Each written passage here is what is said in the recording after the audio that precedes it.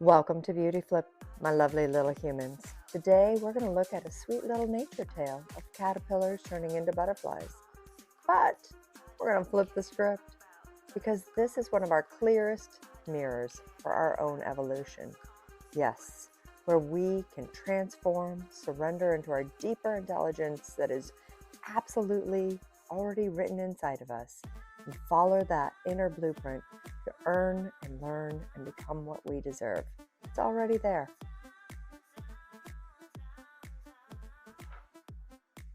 Hi. Today, children, we're going to tell a story.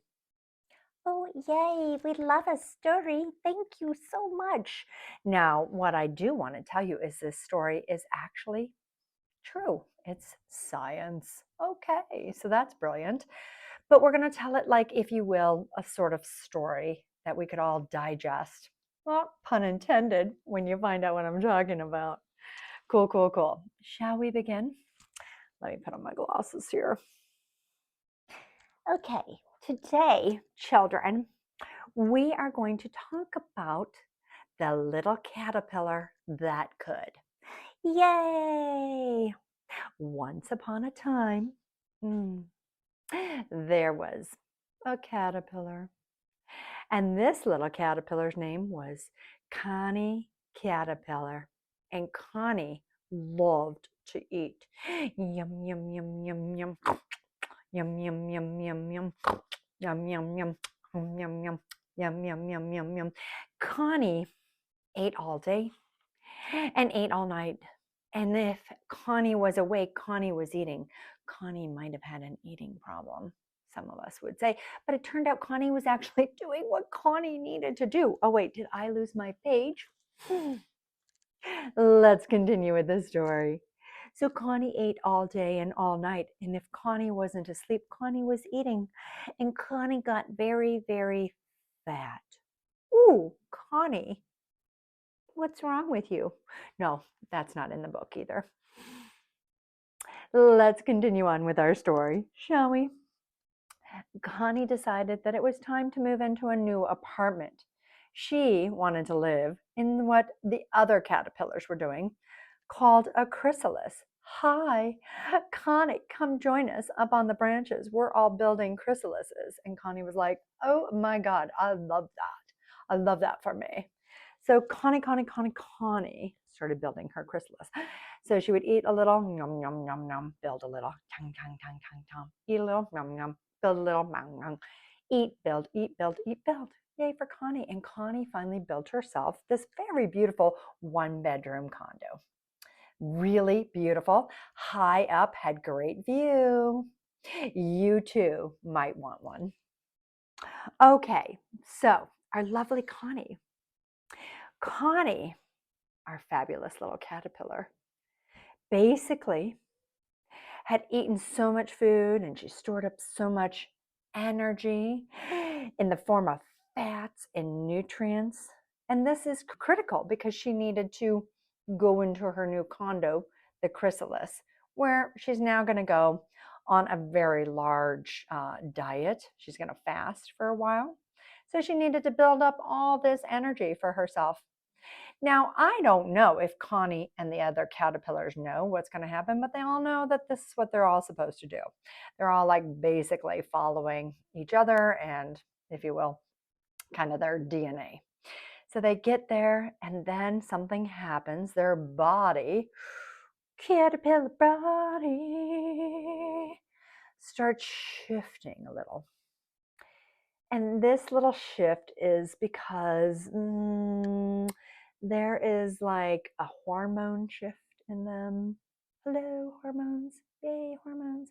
And these hormones, kind of, if you will, oh, I should be reading, right? I should be looking at my book.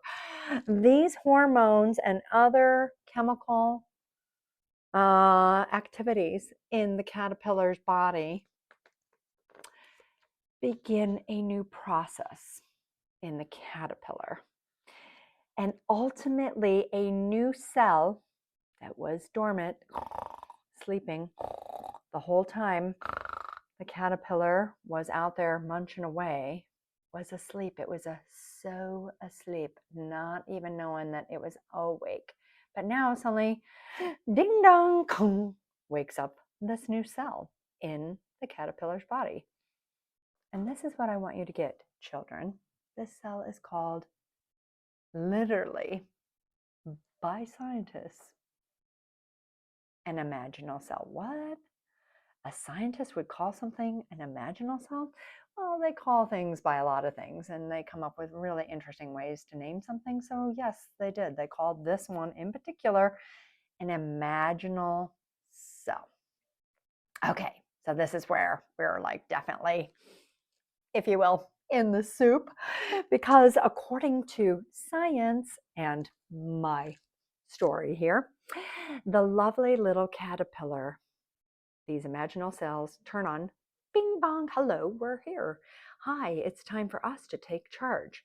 And then guess what? These imaginal cells, they don't look or act like caterpillar cells. So the caterpillar basically says, ooh, we have a foreign substance and we need to get rid of it. So before you know it, the caterpillar's like own system for regulating and keeping itself healthy begins to fight the imaginal cells.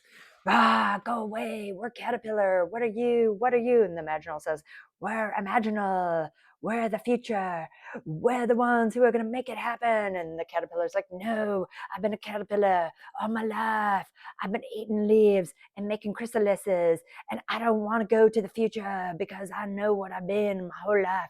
And the imaginal cells are like, no, we got to go to the future. And so then they're like, wah, wah, fighting, boom, boom, boom, boom, boom. And the more they fight, the more imaginal cells grow and populate, and the more imaginal cells that kind of come online. Hello, there's more of us. Thanks for inviting us to the party. The more the caterpillar's system is like, no, we got to fight you even more. So they're like, and it is a full-on brawl inside of this very quiet chrysalis. Like from the outside, it's like this. But inside it's like, la, rah, rah, rah, rah, rah, rah. So, oh my God, this gets really good. Ultimately, this fight does not stop because these two cells, they just don't know how to work together, if you will. And it turns into a full-on gelatinous soup. So like if you open up a chrysalis too soon, wah, all you'll see in there is full-on goop. Goopity, goopity, goop. That battlus from the caterpillar's immune system and the imaginal cells that are being considered as invaders has basically turned every single ounce of the caterpillar into soupy, goopy nothing. Nothing. Yeah. Crazy. Crazy, crazy. This fabulous little caterpillar that had, I don't even know, like maybe 25, 26 legs, because I guess they have the same amount on each side, that could go around and eat, is now unable to do any of that, has no legs, has no bones or muscles or jaws or bellies or anything. It is just goo. Probably pretty much looks like boogers. Ah! Yeah. But it's important that this happens. It's important because the imaginal cells are like these clusters of embryonic cells, and they carry a new blueprint. Hello, let's roll out the new blueprint. Hello. That could not have come online in any way, was not online or part of the caterpillar DNA. It literally needed to, in order for a caterpillar to turn into a butterfly, it must go through this crazy battle with the idea of change and something that is foreign to the caterpillar in order to first become nothing, goo, and then to start to reform. Oh, let's find our page in the book. So our little Connie caterpillar is now just a puddle of goo, even though it still lives in its one bedroom apartment chrysalis. And now it, in the scoopy goo, starts to form things. Do, do, do, little cell by little cell, it starts to form little antennae. Hello, little antennae, and beautiful wings, and 6 little leggies, and all the other parts of this beautiful butterfly, this beautiful butterfly. And then, oh my gosh, this is really important. Oh, I love this one. I actually love this whole story, if you can't tell. But Connie Caterpillar, and I guess now we need to call her maybe Barbara Butterfly or something like that. Connie Caterpillar is turned into maybe Melissa Mush, and then turns into Barbara Butterfly. And Barbara Butterfly, as she starts to form, and here's the really important thing, and maybe important not just for you and me, but maybe important for people who are like raising children. Like, if you help a butterfly out of the chrysalis, it will not learn how to fly. It needs the struggle of breaking down out of the chrysalis. So ultimately, Barbara Butterfly is like, you know what? I think this apartment is too small for me and I'm going to move on. Matter of fact, I think I might, I don't know, go fly for a little while. And really, if you're a monarch, you're like, I think I'm going to go take a trip to the US. Oh, sounds good. Like you're down in Mexico. You're like, let's go to the US for the summer. That sounds fabulous. So the fabulous little butterfly cracks open that chrysalis, and it has to do this work in order to finish what it's supposed to do, in order for everything to come online so it can be its full butterflyness. Yeah, the end. Now we all know about butterflies and caterpillars and imaginal cells and needing to be going into the messy goopiness of life and literally needing to struggle and sometimes force ourselves into the newness of what we are creating. This, my lovely, lovely, lovely human beings, is my next podcast.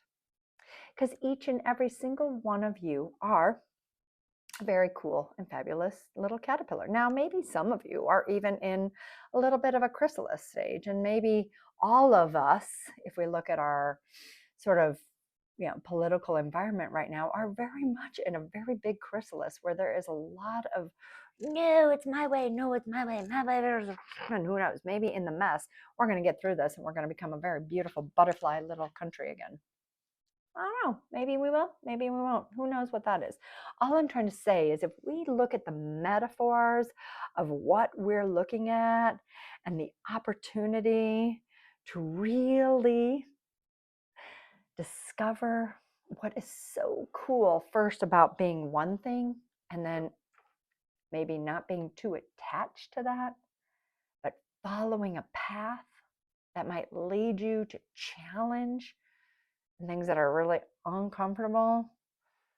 And maybe you even have to sort of like sort through and discover what is maybe something you've got to let go of, like your old caterpillar sort of DNA. Maybe embrace a little bit of the imaginal DNA. Maybe there are some really cool lessons for us on this journey of flipping our script. Because what gets so difficult about flipping our scripts is often we're like, I am very comfortable being a caterpillar. I am so comfortable. I like my little leaf eating world. It works for me. I know where to get my leaves. And yeah, chrysalis looks kind of good, but I'm kind of happy just being a caterpillar. So I'm not sure I want to build a chrysalis. Not there yet. So some of us just don't even want to go on the full journey of what it is to learn and grow and change. And some of us, when we are in the chrysalis and we start to feel the yuckiness of parts of ourselves that are new and different and they are not the same, we think, wow, stop it. I want to go away. I don't want to be this. And then some of us can't even fathom that it's okay to be gelatinous, messy, goopy, nothing, not yet formed. There are so many times in our life we think we should just move from one complete ending of maybe a career or graduating from school or getting a new job and just immediately turn into the next little version of ourselves, butterfly. And we just want to skip over the messiness of what it takes to sort of decompose and recompose into the butterfly. Sometimes we begin a project and we're like, I don't wanna like do all the caterpillar fighting my imaginal self. Sounds boring, sounds hard, sounds messy. I just want to be a butterfly. And for some of us, you're like, oh, you know what? I'll just order butterfly on Uber Eats. Or I will order the very beautiful butterfly outfit to wear on my caterpillar self, and then I will fit in. Yeah, so there's just so many ways we avoid the messy, goopy soupiness of our lives because we're just so afraid of that. And we aren't willing to just sort of really dive into that mess, dive, and even sort of willing to press against parts of ourselves that are new and different and maybe not well formed, that sort of like don't fit with our old selves. So we just sort of want to keep them away. So what I'm inviting us to is, hey, what if we all just decide to go on Connie Caterpillar's journey and see if we can become very goopy, messy messes and start figuring out what are the imaginal selves that we didn't even know we have? What are the crazy cool? And you hear me talk about imagination all the time. What if we could find the very cool aspects of things that lay dormant in us and they need the pressure? They need the sort of opportunity for growth, for catalyst, for change, which would require us to sort of like build our own chrysalises to some degree, to put us in a environment that requires us to feel maybe pressure, the heat, the struggle of new things. I'm going to invite someone to help us with this. Definitely feel like my little story hour was fun, very delicious.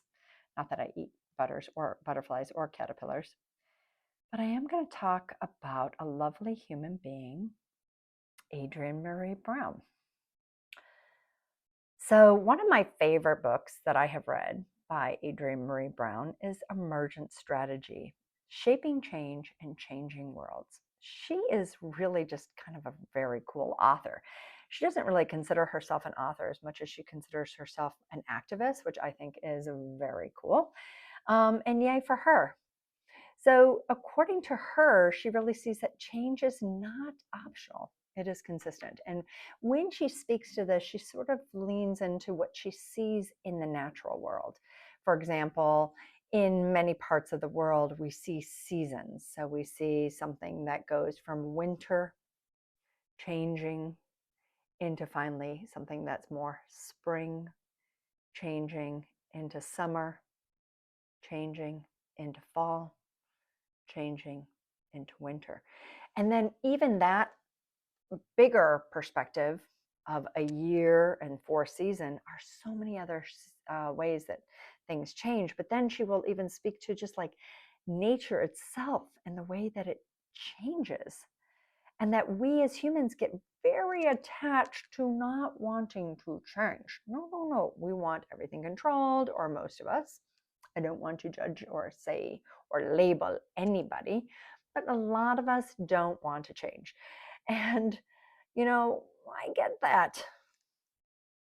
And then suddenly we're in a battle where maybe we are ourselves personally battling against not wanting to change or battling each other for lack of change or change. But ultimately, it is time for us to truly try to picture that change is natural. Change is always happening each and every day. And ultimately, it is sort of our mind, if you will. You know how I love to talk about this, the mind, the body, and our spirit. And our mind kind of gets locked into trying to keep things the same.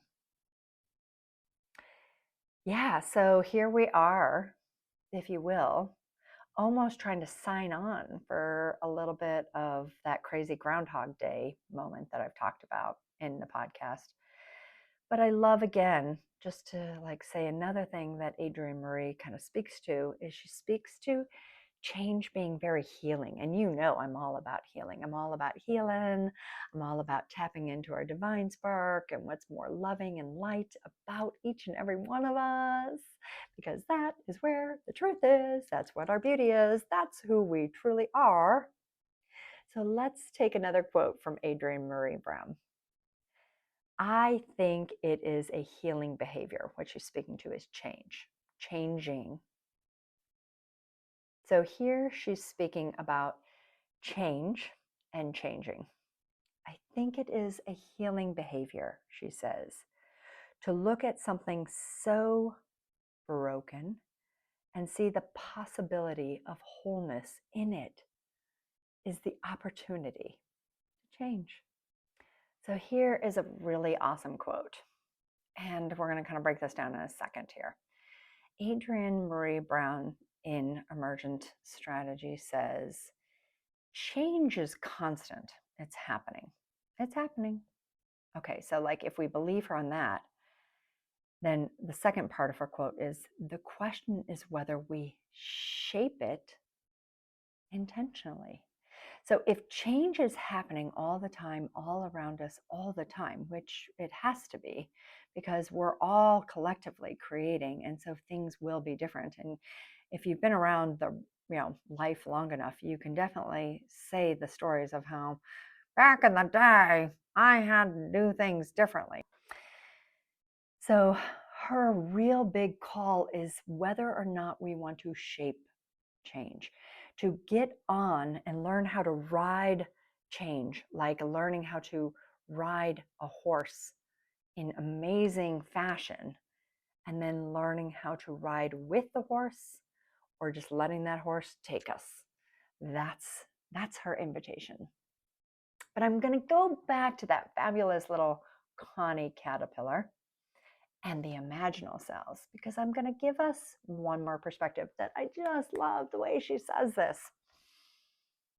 So Adrienne Maree Brown says, we are living in a world that someone else imagined. And that's just true. Whether you care about anything I said, I just want you to know someone else imagined, or many people before us imagined this world.